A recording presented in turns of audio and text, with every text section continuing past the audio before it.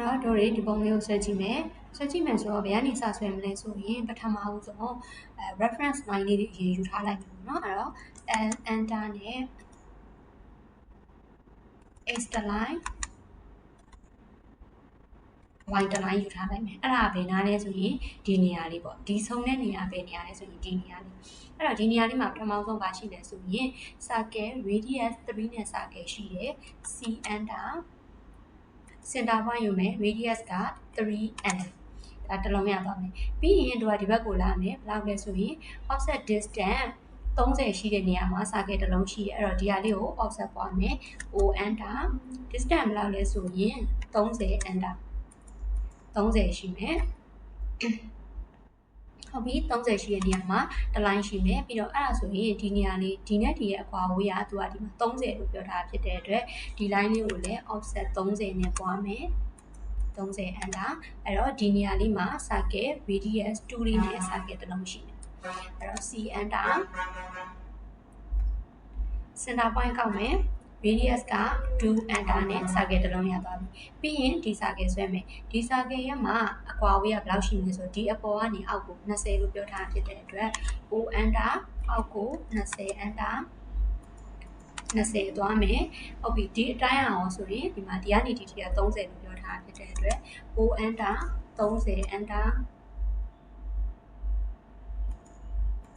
ဘက်ကိုသွားလိုက်မယ်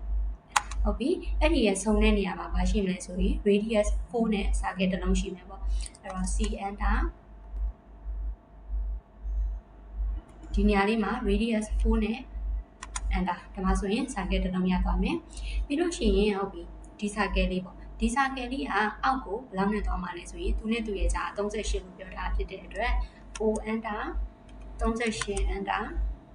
ဒီကနေပြီးအောက်ကို38ပါမယ်အဲ့နေရာမှာ circle ကဘယ်လောက်ရှိမလဲဆိုရင် radius 2လေးနဲ့ circle တစ်လုံးရှိမယ် c enter radius က2 enter ဟုတ်ပြီပြီးတော့ဒီအလဲရ circle ဒီအလဲရ circle ကဒီ line နဲ့အတက်မှာရှိရမှာမဟုတ်ဘူးသူ့ရမှာအောက်4မှာဒီ circle လေးဆွဲထားဖြစ်တဲ့အတွက်ဒီကနေပြီးတော့ option 4ပွားမယ် o enter 4 enter အဲ့နေရာမှာ c enter circle ရဲ့ radius က10 center point ယူမယ် radius 10နဲ့ circle တစ်လုံးဆွဲလိုက်မယ်ဒါဆိုလို့ရှိရင်တို့ကဆွဲရမယ့် circle လေးပြီးသွားပြီဆိုရင်တို့ယူထားတဲ့ reference line လေးကိုဖြတ်ပစ်လိုက်လို့ရတယ်အဲ့တော့ဒီ circle ရဲ့အပြင်ဘက်မှာရှိမှာကနောက်ထပ် circle တစ်လုံးက radius 8.8 အဲ့တော့ c enter center ကောက်မယ် radius က 8.8 enter ဒီမှာ circle တစ်လုံးရပြီသူ့ရဲ့အပေါ်မှာရှိမှာ radius 3.3 c enter radius 3.3 enter ဒီမှာ circle နောက်ထပ်ရှိမှာက radius 10เนาะ c enter radius 10 enter ဒီမှာနောက်ထပ်တစ်လုံးရှိမှာက radius 8.6 အဲ့တော့ c enter center point ကောက်မယ် radius က 8.6 enter ဒါဆိုလို့ရှိရင် circle လေးတွေရပြီသူတို့တွေကိုဆက်ပြီးမယ်ဒီ circle နဲ့ဒီ circle နဲ့ကိုဘယ်လိုဆက်မှာလဲဆိုရင်တို့က tangent လေးနဲ့ဆက်မယ် and enter tangent line နဲ့ဆက်မယ် shift right click နဲ့ခေါ်မယ် tangent ဒီဘက်ကိုလည်း shift right click နဲ့ခေါ်မယ် tangent အဲ့တော့ထားလိုက်မယ်ပြီးရင်သူနဲ့ကို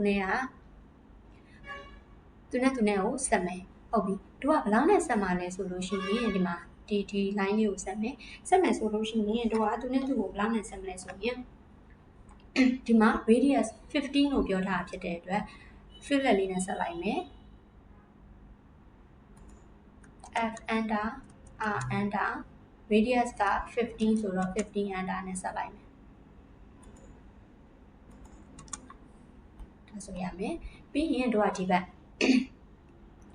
ကိုကြတော့တို့ကဘာနဲ့ဆက်မလဲဆိုလို့ရှိရင်ဒီလိုမျိုး circle အဝိုက်ကိုတို့က circle လေးနဲ့ဆွဲလိုက်မယ် circle လေးနဲ့ဆွဲမှာဖြစ်တဲ့အတွက် c enter မှာတို့ကဘယ်လို circle နဲ့ဆွဲမှာလဲဆိုရင် tangent radius circle နဲ့ဆွဲမယ် tangent radius ကိုရွေးလိုက်မယ်ကလစ်မယ် point နှစ်ခုကိုကလစ်မယ်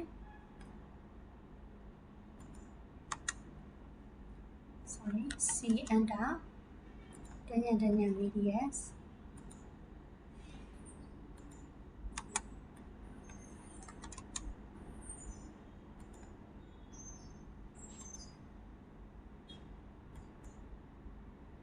radius ထည့်ပေးရမယ် radius ဘယ်လောက်ထည့်မှာလဲဆိုရင်100 enter ပြီးအဲ့ဆိုလို့ရှိရင်မလိုတဲ့အပိုင်းလေးကို trim လိုက်မယ် tr enter အဲ့ဆိုလို့ရှိရင်ရသွားမယ်ပြီးရင်ဒီပိုင်းလေးကိုလည်းတို့ကဘာနဲ့ဆွဲမလဲဆိုရင် fillet လေးနဲ့ဆွဲလိုက်မယ် f enter r enter radius 100လောက်နဲ့ဆွဲလိုက်မယ်100 enter ရပြီဆိုရင်မလိုတာတွေကို trim မယ် tr enter